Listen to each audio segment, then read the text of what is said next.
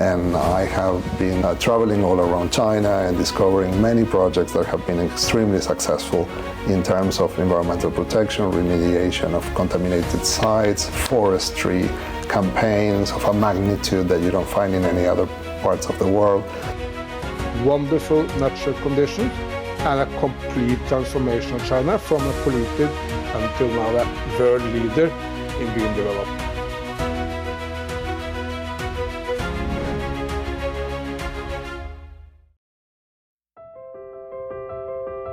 China's steadfast commitment to green development has positioned it as a leader in the global transition to renewable energy, offering a beacon of hope in the fight against climate change.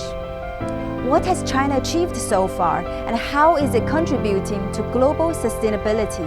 The Chinese government has put the sustainable development and the environmental protection policies in the center of the agenda of the Chinese government's development. I think the results are visible. When I came to China, air pollution was a daily issue of conversation, and nowadays we have forgotten how important it was in the city. And that is a clear indication that the government of China has taken environmental protection very seriously. And I have been traveling all around China and discovering many projects that have been extremely successful in terms of environmental protection, remediation of contaminated sites, forestry, campaigns of a magnitude that you don't find in any other parts of the world. And I think all these elements are not only positive for the Chinese people, but especially for the global community, since environment sees no borders or frontiers. And in these last 20 years, China's moved from, let's be honest, being somewhat in the back seat on the environment. China, for sure at the time, was far behind Europe and the United States. Now China's in front.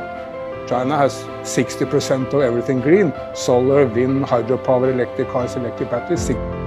China is by far the largest tree planter in the world. China is embarking upon a massive national park system. It's been very successful in improving the number of giant pandas and other endangered species. So there's so much progress. And look, if one province of all the provinces in China has been successful in environment, maybe Zhejiang province stands out. The rivers there, back in the days, they were nicknamed soya sauce rivers, not because they tasted well as soya sauce, but because they were black and brown from pollution. Now they're absolutely clean. You can drink from these rivers. There is fish, there are butterflies, there are birds, wonderful natural conditions, and a complete transformation of China from a polluted until now a world leader in green development. And China's contribution on environmental questions is another thing that's really deepened and moved forward over the past decade. China's established itself as a responsible power and a world leader when it comes to climate change, biodiversity, and pollution. China made a commitment to reach peak carbon emissions by 2030 and to achieve carbon neutrality by 2060. That will make China the fastest country to peak its carbon emissions following industrialization, and by far the fastest to go from peak emissions to net zero. And China's got a proven track record when it comes to actually meeting its commitments as opposed to just making big claims. Already, China's by far the world leader in both solar energy and wind energy. Its forest coverage has doubled in the last 40 years. It leads the world in the production and use of electric cars, electric trains, electric buses. I know China is in fact leading the deployment of renewables around the world. It has been the last years the country that has provided tools for a transition like panel blades at a reasonable price, and also domestically investing heavily. So China is a country that is leading in the energy transition. Just the numbers say that, it's not an opinion, just a fact. China's green development plans emphasize in ecotourism, in creating eco-friendly practices in tourism. There's a green certification. 50 eco destinations have been recognized in China for sustainable practices, promoting low carbon travel options. So China has been focused on eco-certification, green technologies, smart tourism solutions. When it comes to sustainable tourism, there's a plan for sustainable transport. So you see electric buses, green trains, among others. A new kind of green development is unfolding in Chinese villages, where experts have observed a harmonious coexistence between humanity and nature. I've been to many villages, but what impresses me about it is Sheng Tai Wenming. What's the meaning of that word? It's the way in which an organism, a living creature, human beings, are connected with the environment, the natural environment, in so many ways. And this village clearly gives that impression. It's very fertile. There's lots of vegetables here in the backyard, but also we can see behind us in the fields, but also the way that people live in and with the wider environment. And it's very, very clean, very, very healthy, and you can see very clearly that this is a type of green development that's taking place. And many other places, of course, across China, but particularly impresses me here in this beautiful scenery, lovely weather, and so on. We're right in the middle of it on an island. It's absolutely wonderful. It's my first time in Jingmai Mountain, and I'm truly impressed by how nature and human culture can be intertwined. I think it can be an example for all world, not only here in China, but also other countries, how people and nature can stay together, collaborate, and be happy. I feel I'm in a fairy tales. I'm in a heaven, in Jingmai Mountains.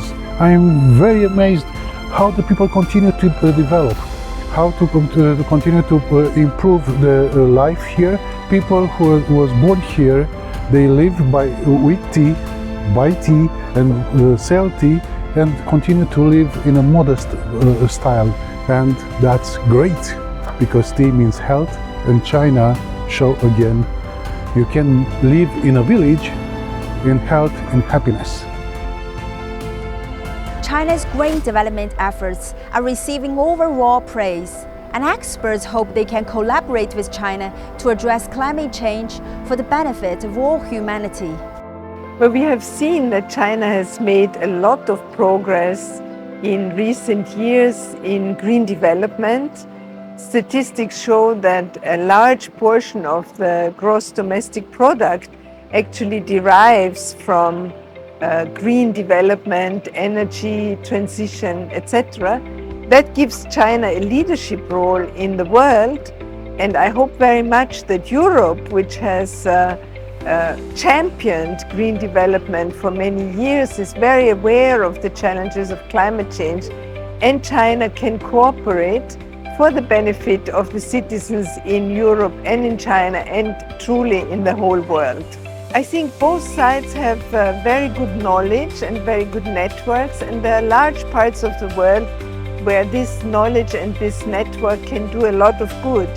So how exactly that can be done needs to be studied by the experts, but I think there are many opportunities.